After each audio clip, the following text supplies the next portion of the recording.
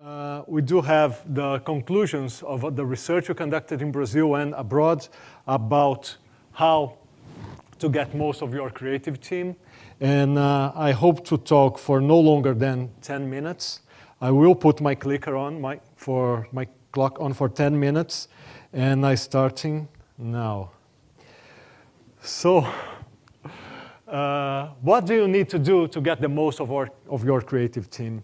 The panel is structured with 2 people from academia and 2 people from the industry, and we hope we can have good insights for you all. The future of the professionals' education, and we conducted this research in 2012. We presented the conclusions firstly in the communications industry seminar in Brazil maybe 3 weeks ago or so, and people enjoyed it a lot. I'm going to skim over the first part of this presentation more quickly, and you have it at goodie bag anyway.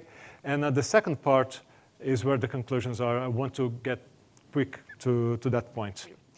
I started my job as the CEO of Berghs School of Communication just 8 months ago, but Berghs has a long history. Berghs was founded like 70 years ago due to a really passionate couple called Irma and Gösta Berghs. And they wanted Berghs to be an innovative, creative, and a playful school. They knew that they needed to really collaborate with the students, to work really close with them, so they did. So we have had this vision for Berghs School of Communication to set an international standard for communication education, and that is a really tough vision. And you really need to learn a lot all the time. And I'm so happy to have all these 10 findings from the research to work on.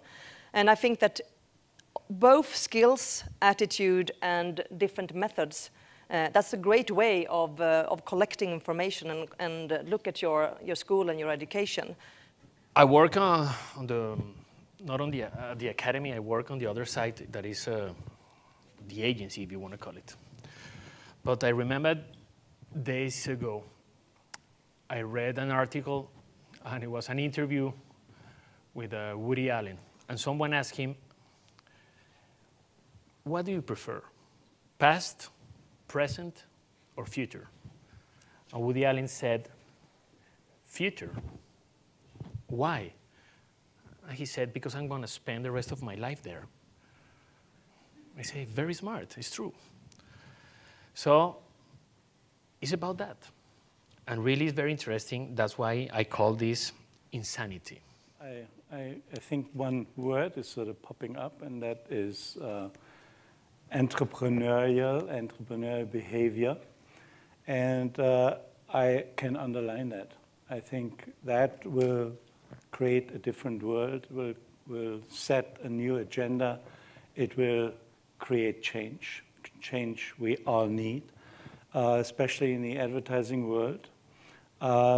Because when you look at everything what's produced, I mean, we are applauding here a little fraction of brilliant thinking that comes from entrepreneurship, but we also have to lament about the rest of what we see, even at the festival, because there is so much mediocrity and there is so much naive thinking to send this work here. So I'm going to tell you we have just about a minute left, so I'm going to wrap this up because I've managed to keep every single panel on time, because I know you all have things to go to, events, other parties, etc. So, but before I wrap up, I want to thank all the panelists and say you all were so insightful and interesting, so thank you for taking the time to come here. I want to thank the audience as well for taking the time out at the end of a long day to come here. I'm sorry about the questions, but I have to wrap up in 58 seconds. So if you do have a specific question for any of the panelists, come up here, maybe you can grab them afterwards. And then otherwise, I hope you enjoy your time at Cannes, and thank you again for spending the time here this evening. Thanks.